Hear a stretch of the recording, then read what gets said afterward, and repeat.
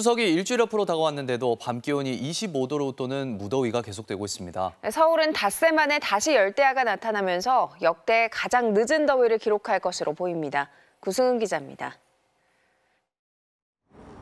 어젯밤 서울 여의도 한강공원. 한낮에 뜨거운 열기가 밤까지 계속되면서 더위를 피해 강바람을 쐬러 나온 시민들로 붐빕니다. 낮에 너무 더웠는데 저녁 되니까 좀 시원할 것 같아서 한강 놀러 왔는데 선선하니 좋더라고요. 자전거를 타고 달리기를 하고 이열치열 운동으로 더위를 이기는 사람들도 많습니다. 추석 연휴가 일주일밖에 남지 않은 9월에도 무더운 날씨가 이어지고 있습니다. 작년이랑 비교했을 때 생각해보면 좀 아직까지는 좀 더운 것 같네요. 어젯밤 서울의 최저 기온은 25도를 기록했습니다. 주춤하는가 싶더니 닷새 만에 열대야가 다시 나타난 건데 오전 9시까지도 열대야 기준인 25도 이상의 기온이 유지된다면 역대 가장 늦은 밤더위로 기록될 것으로 보입니다.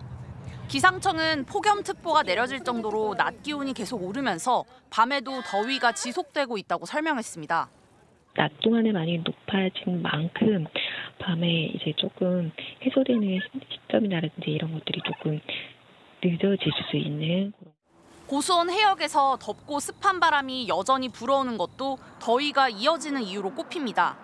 기상청은 오늘 낮 최고 기온이 서울 34도, 대전 35도, 광주 35도 등으로 여전히 무더운 날씨가 이어질 것으로 내다봤습니다.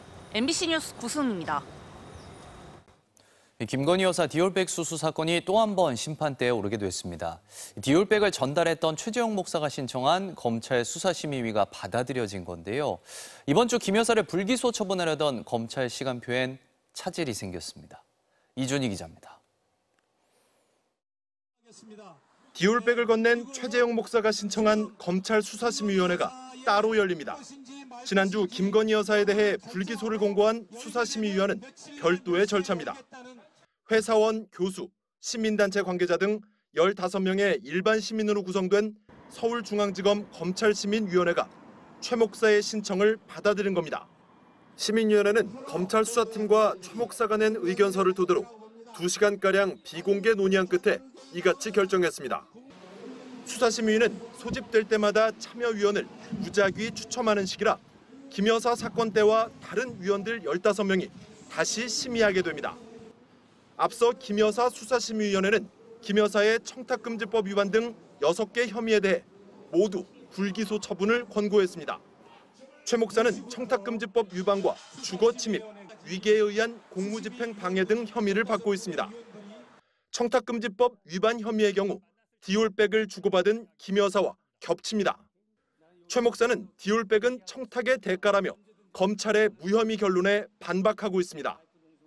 김건희 씨 한 명을 살리고자 이런 엄청난 국민들이 분노할 만한 수사 결과를 발표했다고 하는 것에 저는 경악을 금치 못하여 다시 한번 국민들에게 호소합니다. 규정을 보면 수사심의위원 선정부터 회의까지 최소 일주일은 걸립니다. 수사심의위는 추석 연휴 이후에야 열릴 것으로 보입니다.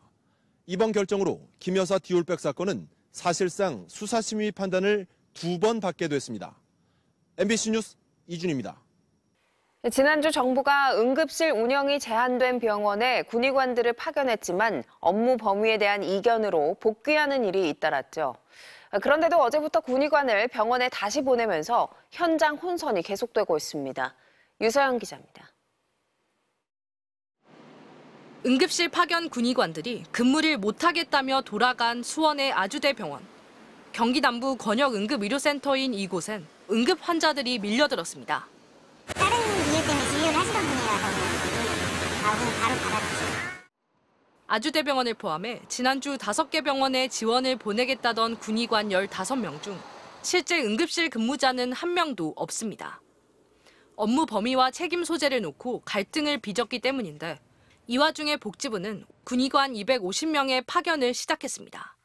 지난주에 일부 좀 문제들이 있어서 본인의 의사와 의료기관의 수요들을 다시 한번 확인하는 절차를.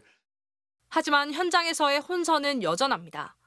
응급실이 제한 운영 중인 병원에도 정작 군의관은 오지 않았고 한림대 강남성심병원 등에선 파견 군의관들에게 무슨 일을 맡길지 몰라 돌려보내는 걸 검토 중입니다.